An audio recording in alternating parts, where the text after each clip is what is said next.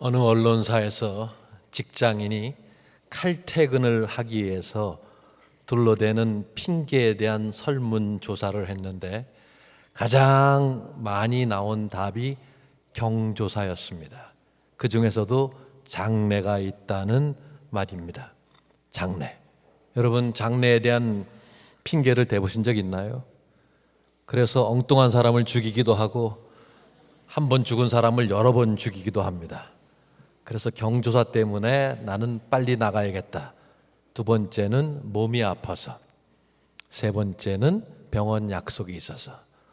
이렇게 사람들은 이런 저런 핑계를 대면서 삽니다. 여러분이 지금까지 인생을 사시면서 단 한 번이라도 핑계를 대신 경험이 있는 분들은 고개를 끄덕여 주시기 바랍니다. 반 정도가 전혀 고개를 안 끄덕이는데 아마 핑계의 뜻이 뭔지 몰라서 그런 것 같아서 제가 핑계의 뜻을 가르쳐 드리겠습니다.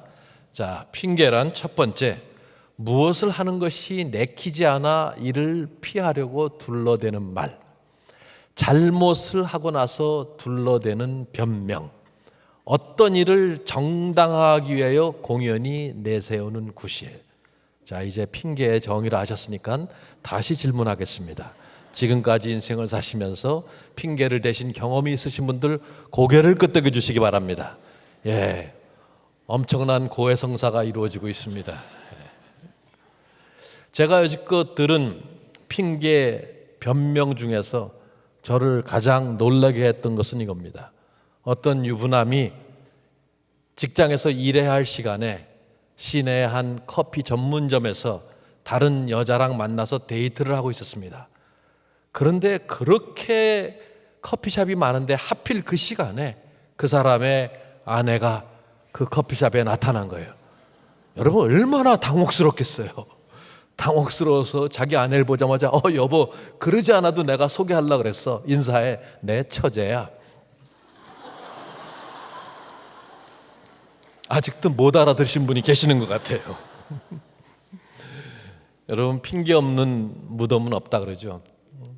누구나 아파서 죽든지 늙어서 죽든지 사고로 죽든지 다 죽은 이유가 있다는 말입니다. 그런데 외국에는 이 무덤에 가면 묘비가 있고 그 묘비에 이름만 써 있을 뿐 아니라 많은 경우에 글귀가 써 있는데 그 글귀는 그 사람의 특성을 나타내곤 합니다. 그런데 종종 변명을 써놓은 글귀가 있는데 그 중에서 가장 잘 알려진 것이 20세기의 독설적인 비평가 버나드 쇼라는 사람이 이랬습니다. 내 인생 우물쭈물하다가 내 이렇게 될 줄 알았다. 아마 굉장히 뭔가 아쉬움이 많이 담기는 그런 변명 같습니다. 하나님께서 우리를 부르시고 우리에게 더 많은 복을 주시기 위해서 우리를 사역에 동참시키시고 훈련에 동참시키고자 하실 때 우리는 종종 핑계를 댑니다.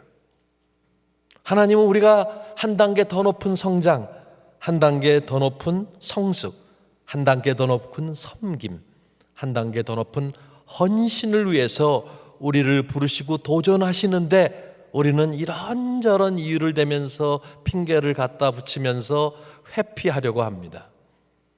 지금부터 약 3,500년 전 하나님께서 모세를 부르셔서 모세에게 사명을 주시고자 할 때 모세는 핑계를 대면서 회피했습니다. 오늘 본문에는 모세를 부르시는 하나님, 그리고 사명을 주시는 하나님, 지속적으로 핑계를 대는 모세, 그런 모세를 다루시는 하나님, 우리가 그 본문의 모습을 보면서 어떻게 우리도 교훈을 받을 수 있는지 도전을 받고자 하는 것입니다. 본문의 배경을 보면 이렇습니다. 이스라엘 백성들이 애굽에서 400년 동안 종살이를 하게 됩니다. 엄청난 속박을 받습니다. 고통 가운데 있었습니다. 그래서 부르짖습니다. 하나님, 우리를 이 고통 가운데서 구원하여 주시옵소서. 하나님께서 그들의 기도를 들으시고 지도자 모세를 보내주십니다. 모세는 히브리인으로서 이스라엘 사람으로서 애굽에서 태어납니다. 애굽에서 태어났지만 애굽의 궁에서 바로의 공주의 아들이라 일컬음을 받으면서 왕자처럼 40년 동안을 안락한 삶을 살게 됩니다. 그의 나이 40쯤 되었을 때 그가 자기의 백성들을 돌아볼 마음을 가졌다고 성경은 기록하고 있습니다. 그리고 하루는 이스라엘 백성과 애굽 백성, 그러니까 이스라엘 사람과 애굽 사람이 싸우는데 애굽 사람을 쳐 죽입니다. 그리고 그것이 발각돼서 바로의 낯을 피해서 미디안 광야로 도망을 갑니다. 그 도망을 가서 40년 동안 양을 치면서 운둔 생활을 합니다. 그러던 어느 날 하나님께서 호렙산, 즉 신의 산이죠, 거기서 모세를 부르십니다. 모세야, 모세야, 내가 여기 있습니다. 모세가 대답합니다. 근데 희한한 광경이 벌어집니다. 떨기나무, 그 가시나무에 불이 붙었는데 타진 않는 거예요. 그런 광경 속에서 하나님께서 모세를 부르시면서 지금 애굽에서 고통당하고 있는 내 백성들을 가서 구원해라, 이런 명령을 주십니다. 자, 이것이 본문의 배경입니다. 오늘 하나님의 부르심부터 보겠습니다. 3장 9절부터 10절 말씀입니다. 이제 가라, 이스라엘 자손의 부르짖음이 내게 달하고 애굽 사람이 그들을 괴롭히는 학대도 내가 보았으니 이제 내가 너를 바로에게 보내어 너에게 내 백성 이스라엘 자손을 애굽에서 인도하여 내게 하리라. 하나님께서 말씀하셨습니다. 이 주님의 부르심에 대한 모세의 반응은 핑계였습니다. 모세의 첫 번째 핑계는 뭐냐면 저는 못해요. 여러분이 그냥 이렇게 저는 못해요 듣기만 하면 모태신앙이라고요? 이렇게 대답할 수 있어요. 저는 못해요. 이 능력의 문제입니다. 3장 11절에 보니까 모세가 하나님께 아뢰되 내가 누구이기에 바로에게 가며 이스라엘 자손을 애굽에서 인도하여 내리까? 하나님 말도 되지 않아요. 내가 누군데? 나 이제 나이 80이나 먹었고 아무것도 할 줄 몰라요. 나는 어떻게 내가 거기 가서 내 백성을 구해내냅니까? 모세는 핑계를 댑니다. 근데 하나님은 모세의 처지를 다 아시기 때문에 다 받아주십니다. 모세는 지금 자신감이 없어요. 열등감이 있는 그런 모습입니다. 왜? 40년 전에 도망자로서 살인범으로서 애굽을 탈출해 나왔어요. 도망쳤어요. 그리고 은둔 생활 40년을 했어요. 자신감이 없는 모습입니다. 열등감에 깊이 빠져 있는 모습이에요. 그러니까 모세는 하나님, 사람 잘못 보셨어요. 저는 실패자고 도망자고 살인범이에요. 저 기억 안 나세요? 잘 모르시는 것 같은데 저는 안 돼요. 저는 못합니다. 나이도 많아요. 저는 무능합니다. 이 본문을 볼 때 어떤 분들은 모세가 참 겸손하다 이렇게 생각하실 수 있습니다. 이것은 모세의 겸손이 아니라 핑계입니다. 진정한 겸손은 자신의 무능함을 바라보는 동시에 하나님의 전능하심을 바라보는 것입니다. 진정한 겸손은 자신의 연약함과 무능함과 한계를 깨닫고 하나님 앞에 나가서 하나님의 그 전능하심을 의존하는 것이 진정한 겸손이에요. 이것이 성경과 역사에 나타난 하나님이 사용하신 인물들의 공통점입니다. 하나님께서 모세에게 내가 너와 함께 하리라는 약속을 주십니다. 12절 보겠습니다. 하나님이 이르시되 내가 반드시 너와 함께 있으리라. 내가 그 백성을 애굽에서 인도하여 낸 후에 너희가 이 산에서 하나님을 섬기리니 이것이 내가 너를 보낸 증거니라. 여기서 주시는 원리가 무엇인지 아세요? 하나님은 우리의 연약함과 무능함에도 불구하고 우리를 사용하신다는 것입니다. 빌립보서 4장 13절에 내게 능력 주시는 자 안에서 내가 모든 것을 할 수 있느니라 그랬어요. 내가 모든 것을 할 수 있느니라가 아니라 내게 능력 주시는 자, 하나님이 능력 주시는데 하나님 안에서 그의 능력으로 내가 모든 것을 할 수 있다는 것입니다. 하나님의 일은 우리의 능력으로는 불가능합니다. 세상에서 전혀 가능하지 않은 것이 하나님의 세계에서 가능합니다. 능하신 하나님의 손을 의존할 때만이 가능합니다. 그래서 하나님께서 부르실 때 나는 못해요라고 대답하지 마시기 바랍니다. 자, 하나님께서 내가 너와 함께하리라 그러면 가야 되는데 모세가 두 번째 핑계를 댑니다. 모세의 두 번째 핑계는 저는 몰라요. 3장 13절에 보니까 모세가 하나님께 아뢰되 내가 이스라엘 자손에게 가서 이르기를 너희의 조상의 하나님이 나를 너희에게 보내셨다 하면 그들이 내게 묻기를 그의 이름이 무엇이냐 하리니 내가 무엇이라고 그들에게 말하리까. 하나님, 나는 아무것도 몰라요. 나는 당신이 누구신지도 몰라요. 그 백성들이 나한테 너 누가 보냈냐 그러면 제가 뭐라고 대답해요? 저는 알질 못하는데요. 하나님께서 말씀하셨습니다. 나는 아브라함의 하나님, 이삭의 하나님, 야곱의 하나님이라고 밝히셨습니다.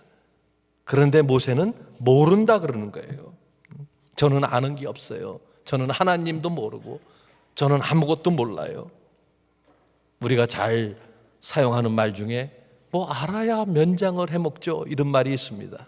그래서 교회에서도 목사님이 이렇게 주일학교 교사로 섬기시죠, 집사님으로 섬기시죠, 다락방에서 순장에서 구역에서 구역장으로, 그러면 목사님 제가 뭘 알아야 면장을 해먹죠, 알아야 집사를 하고 알아야 주일학교 교사를 하고 알아야 구역장을 하죠.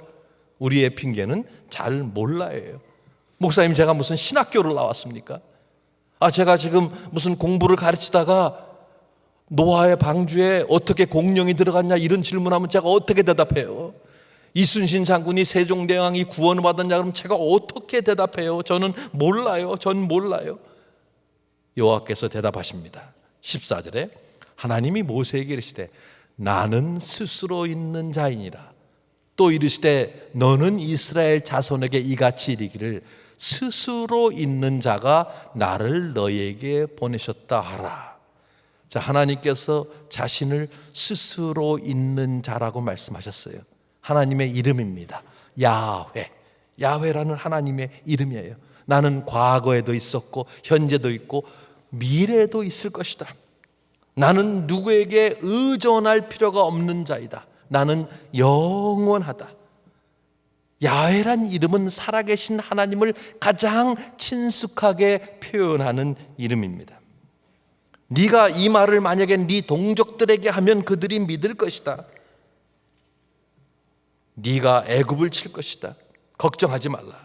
너는 스스로 있는 자인 나를 대표할 것이고 나의 약속을 드러내는 자가 될 것이다. 하나님께서 말씀하셨어요. 우리가 신앙생활을 오래 해도 하나님이 어떠하신 분인지 구체적으로 모를 수 있어요. 성경 지식이 없을 수도 있어요. 그래서 이렇게 목사님께서 어떠한 직분을 부탁할 때 나는 아는 것이 없습니다라고 대답할 수 있습니다. 저는 43년 전 1977년 4월 9일 토요일에 미국으로 이민을 갔습니다. 그리고 그 다음 날 4월 10일 작은 아버지에게 끌려서 교회를 처음 갔습니다. 생전 처음 교회를 갔습니다. 예배를 드리는데 어떠한 거부감도 없었고 오늘 시온 성가대가 시온 찬양대가 부른 그 204장 이것이 나의 간증이여 이것이 나의 찬송이 그게 울려 퍼질 때 마음속에 와닿는 거예요. 그래서 아주 쉽게 교회 정착하고 예수님을 영접하고, 그 당시에는 인천공항이 없었고 김포공항을 떠날 때 제 친구 중에 목사 아들이 있었는데 저에게 성경을 하나 줬어요. 그 성경을 가지고 다니면서 여러 번 읽었습니다. 그래서 마음의 준비가 돼서 세례를 받았어요. 그런데 세례 문답 중에 이스라엘의 두 번째 왕이 누구냐 하는 그 질문에 제가 대답을 할 수 없었어요. 왜냐하면 제가 가지고 있던 성경이 신약 성경이었어요. 저는 저보다 다 다른 성경을 가지고 다니는데 한 6개월 동안 자존심이 있어서 물어보지도 못하고 왜 저 사람들은 시커멓고 두꺼운 성경을 가지고 다니나, 나는 얄팍한 성경이고 휴대하기도 좋은데 그런 생각만 했었어요. 그래서 이스라엘의 두 번째 왕이 헤롯이라고 대답을 했습니다. 그랬던 제가 그 다음 세례를 받고 담임 목사님께서 주일학교 교사가 부족하니 주일학교 교사를 하라 그랬을 때 저는 못해요라 그러지 않았어요. 그냥 순종했습니다. 그냥 순종해서 열심히 하다 보니까 제가 이렇게 말씀 사역자가 돼서 전 세계를 다니면서 말씀을 전하는 사역자로 하나님께서 사용하십니다. 그러니까 지금 부족하다 그래도, 모른다 그래도 못해요, 몰라요 이런 말씀 하지 마시기 바랍니다. 하나님은 우리의 무지에도 불구하고 우리를 사용합니다. 우리의 무지에도 불구하고 우리를 사용해요. 영원하시고 약속을 지키시는 그의 이름을 믿으면. 그러면 모세가 가야 되는데 모세가 또 핑계를 댑니다. 세 번째 핑계는 저를 안 믿어요. 사람들이 저를 안 믿어요. 4장 1절에 모세가 대답하여 이르되 그러나 그들이 나를 믿지 아니하며 내 말을 듣지 아니하고 이르기를 여호와께서 네게 나타나지 아니하셨다 하리이다. 자, 지금 이건 모세의 생각입니다.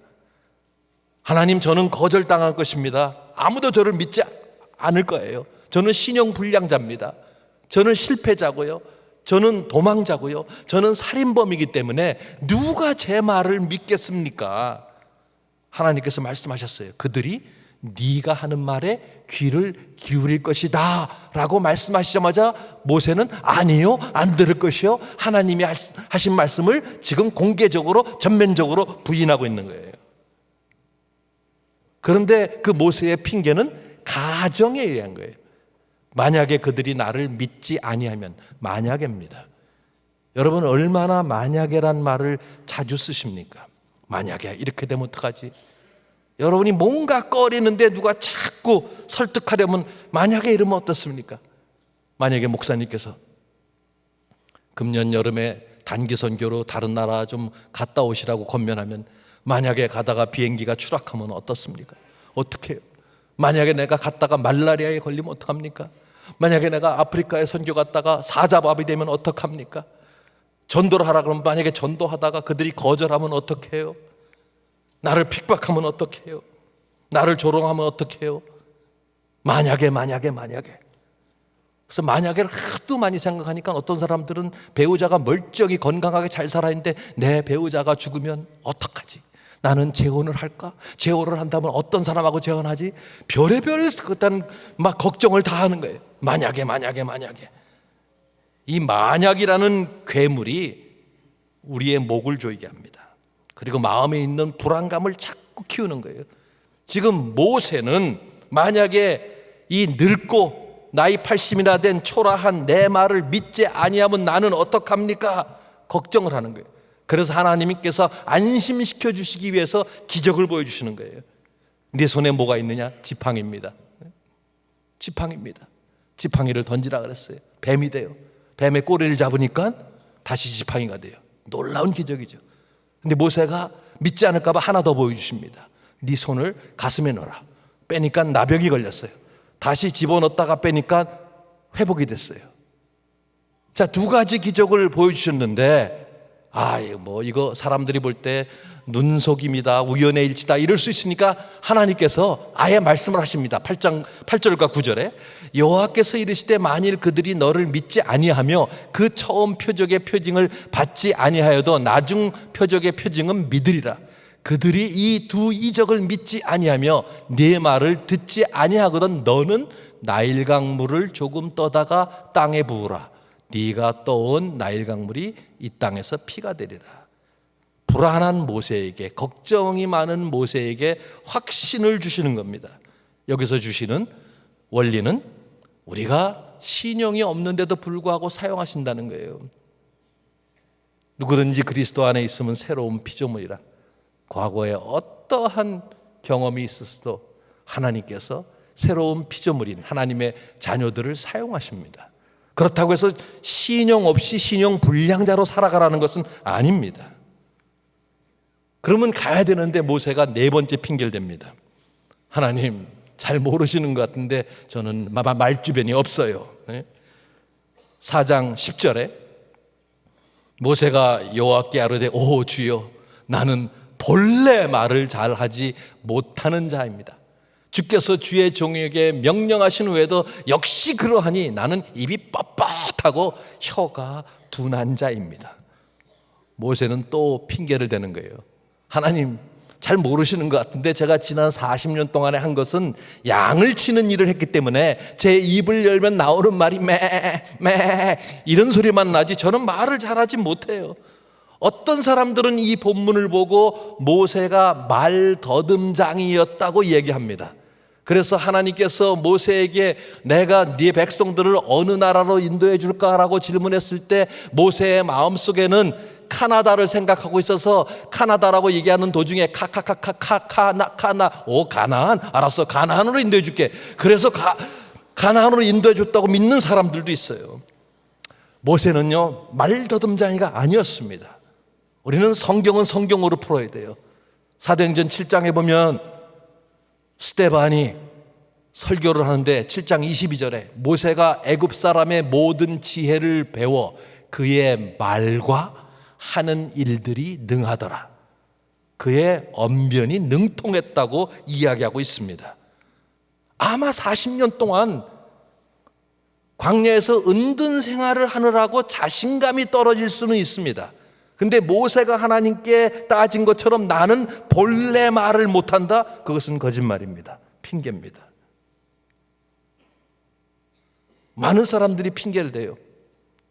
주일학교 교사로 가르치는 일로 부르면은 아유 목사님 저는 사람 앞에만 서면 앞이 깜깜해지고 아무것도 안 보이고 다리가 후들후들 떨리고 메시껍고 말문이 막히고 소화가 안 되고 입이 떨어지지 않습니다. 그런 사람이 동네방네 다니면서 3시간 4시간 수다는 잔뜩 떨고 전화 한번 붙들면은 2시간 3시간도 모자라서 꼭 끝날 때 우리 자세한 것은 만나서 하자. 물론 사람 앞에 서는 것이 쉽지 않아요. 사도 바울도 고린도서에 보면은 자기가 사람들 앞에 설 때 두려워서 떨었다 그랬어요. 제가 83년도 37년 전에 이렇게 주일 설교를 시작해서 지금 37년째 말씀 사역을 하고 있는데도요 지금도 이렇게 설교단에 서려면 두렵고 떨립니다. 저도 말주변이 없거든요. 두렵고 떨리고 혹시 하나님의 말씀을 잘못 전하지 않을까 하는 그 두려움이 있습니다. 그러나 하나님께 순종하는 마음으로 하나님께서 능력을 주시기 때문에 순종하는 마음으로 서서 말씀을 전하는 거예요. 어디 저희 목사들 뿐입니까? 많은 성도님들도 이렇게 대표 기도를 맡으면은 아주 힘들어 하십니다. 뭐 대표 기도가 이런 예배뿐 아니라 조그만 모임에서 구역에서 다락방에서 소그룹에서 대표 기도를 할 때 그 대표 기도를 맡으면은 아예 안 나오는 사람도 있어요. 그것만 생각하면 소화가 안 된다고. 여러분 혹시 이런 기도 해보신 적 있어요? 하나님 저에게 아주 소박한 소망이 있는데 저는 어떤 그룹에서 또는 예배에서 대표 기도를 하는 것이 소원입니다. 이루어주세요. 이런 기도 해보신 적 있어요? 사람 앞에 서는 것은 쉽지 않아요. 말을 못할 수 있어요. 그리고 말 잘하는 사람 많지 않아요. 그러나 하나님의 나라는 말에 있는 게 아니라 하나님의 능력에 있습니다. 그래서 여호와께서 이렇게 대답하세요. 4장 11절 12절에 여호와께서 그에게 이르시되 누가 사람의 입을 지었느냐? 누가 말 못하는 자나 못 듣는 자나 눈 밝은 자나 맹인이 되게 하였느냐? 나 여호와가 아니냐? 이제 가라. 내가 내 입과 함께 있어서 할 말을 가르치리라. 하나님께서 너 언어 장애가 있느냐? 내가 치료하겠다는 거예요. 내가 네 두 입술 사이에 있어서 내가 네 혀와 함께 하면서 필요한 말을 주시겠다고 말씀하십니다. 여기서 우리에게 주시고 있는 원리가 뭐예요? 하나님은 우리의 장애에도 불구하고 어떤 장애에도 불구하고 언어 장애에도 불구하고 우리를 사용하신다는 거예요. 하나님께서 이 정도 말씀하셨으면 이제 가야 될 거 아니에요. 모세의 5번째 핑계 보겠습니다. 마지막 핑계. 저는 안 갈래요. 이제는 안 가겠다 그래요. 부적합함의 문제입니다. 저는 부적합합니다. 4장 13절에 뭐라 그럽니까? 모세가 이르되 오 주여 보낼 만한 자를 보내소서. 모세는 가기 싫었어요. 왜? 실패했던 장소예요. 거절당했던 장소로 가기가 싫었습니다. 40년 동안의 미디안 광야에서 생활이 익숙했어요. 그래서 그 익숙한 자기의 그 안락지대를 떠나기가 싫었습니다. 하나님 왜 하필이면 접니까? 왜 조용히 살고 있는 나를 건듭니까? 저는 안 갈래요. 다른 사람을 보내서요. 모세야, 예, 제가 여기 있습니다. 김 집사를 보내소서. 이게 지금 모세의 대답입니다. 핑계라는 것은 자기의 숨겨진 불순종을 드러내는 것입니다. 모세가 안 간다 그러니까 하나님께서 화가 나셨어요. 4장 14절부터 16절. 여호와께서 모세를 향하여 노하여 이르시되, 이건 화가 났다는 거예요. 분노하여. 영어로 노가 아닙니다. 그것도 해. 노도 마찬가지. 노하면서 노하셨어요. 레위 사람 내 형 아론이 있지 아니하냐? 그가 말 잘하는 것을 내가 아노라. 그가 너를 만나러 나오나니 그가 너를 볼 때에 그의 마음에 기쁨이 있을 것이라. 너는 그에게 말하고 그의 입에 할 말을 주라. 내가 내 입과 그의 입에 함께 있어서 너희들이 행할 일을 가르치리라. 그가 너를 대신하여 백성에게 말할 것이니 그는 네 입을 대신할 것이요 너는 그에게 하나님같이 되리라. 모세가 꼼짝달싹 할 수 없게끔 하나님께서 모세의 형인 아론을 대변인으로 붙여주셨어요. 대변인. 저 중학교 1학년 때 대변인 노릇했어요. 누구의 대변인? 제 짝의 대변인 노릇했습니다. 제 짝이 말을 심하게 더듬었어요. 그래서 저도 한 학기 동안 못 알아들었어요. 두 번째 학기부터 저희 반 중에서 그 아이의 말을 통역할 사람은 저밖에 없었어요. 그런데 어느 날 수업 시간에 제 짝이 앞에 있는 학생을 볼펜으로 찔렀어요. 그러니까 앞에 있는 학생이 하고 소리 질렀어요. 선생님이 화가 나서 제 짝에게 왜 찔렀냐고 물어봤습니다. 근데 여러분, 말을 더듬는 사람들은 당황하면 더 말이 안 나와요. 그러니까 이 친구가 당황해가지고 하는데 말이 안 되는 거예요. 그러니까 선생님이 답답해가지고 야, 이재학이 통역 좀 해봐. 그래서 제가 통역을 했어요. 제가 먼저 찔렀대요. 대변인. 모세가 말 못한다 그러니까 그래, 너 말 못해? 너 그렇게 핑계 댈 거야? 그러면 말 잘하는 네 형 아론을 대변인으로 붙여줄게. 그래서 모세가 이제는 더 이상 핑계를 낼 수가 없어서 이제 순종하고 갑니다. 만약에 모세가 계속 변명만 하고 가지 않았다면 모세는 많은 귀한 것들을 경험하지도 못하고 많은 귀한 것들을 잃었을 것입니다. 열재앙의 기적을 통해서 하나님께서 애굽 백성들을 치시는 것을 경험하지도 못했을 것이고, 홍해가 갈라지는 것을 경험하지도 못했을 것이고, 40년 동안 광야에서 하나님께서 만나와 메추라기로 백성들을 먹이시며 불기둥으로 구름기둥으로 인도하시는 것을 경험하지 못했을 것입니다. 40일간 시내산에서 하나님과의 아주 친밀한 교제도 못했을 것입니다. 십계명도 받지 못했을 것입니다. 모세의 오경도 기록하지 못했을 것입니다.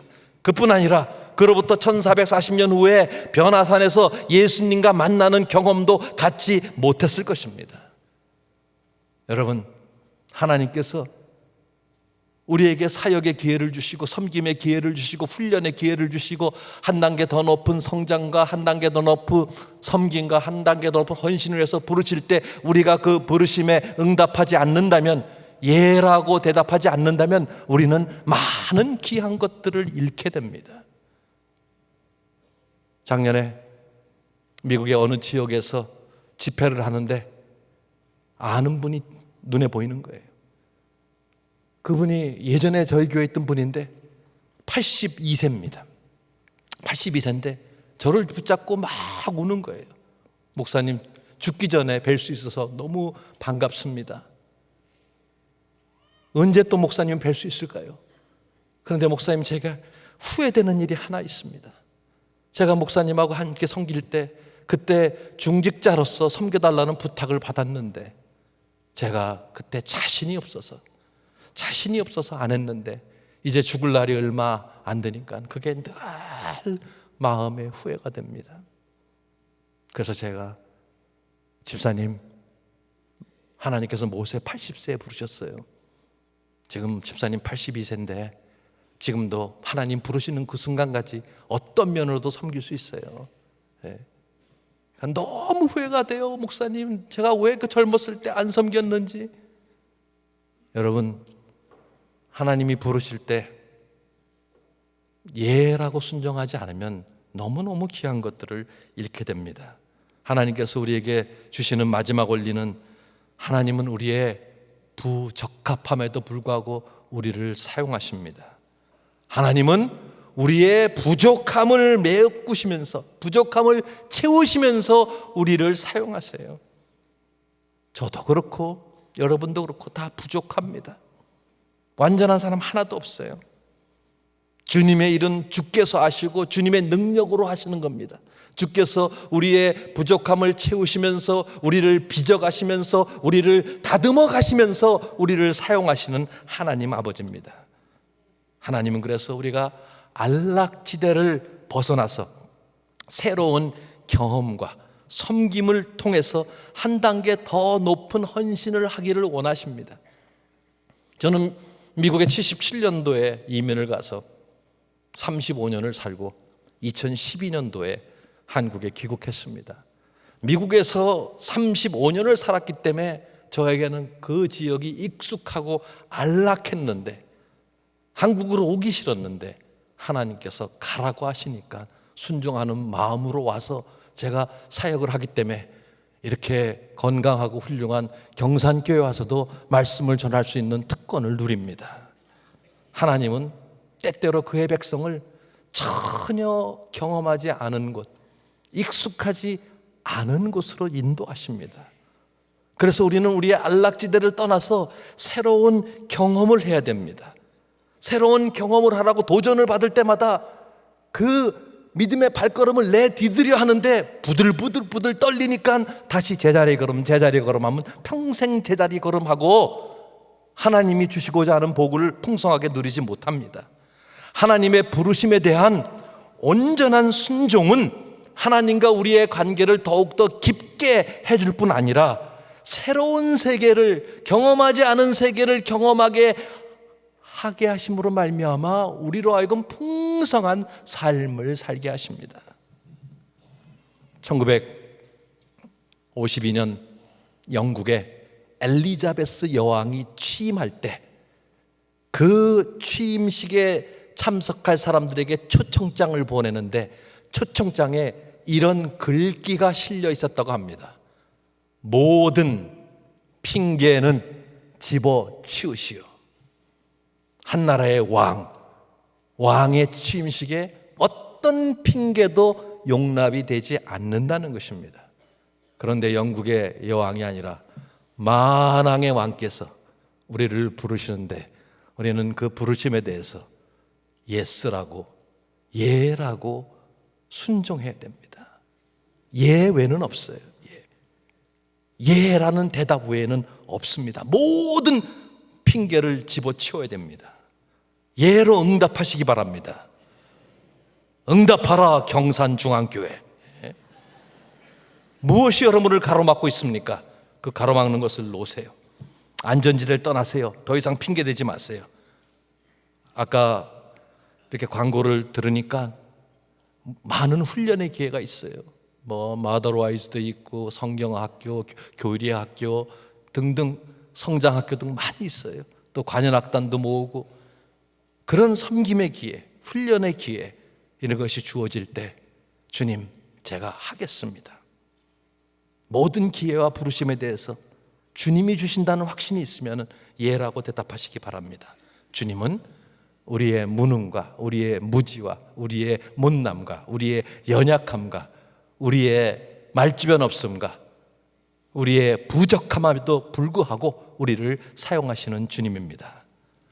자, 한 단계 더 높은 성장, 한 단계 더 높은 섬김, 한 단계 더 높은 헌신을 통해서 하나님을 기쁘시게 하고 삶의 기쁨과 풍성함을 누리시는 여러분이 되길 바랍니다.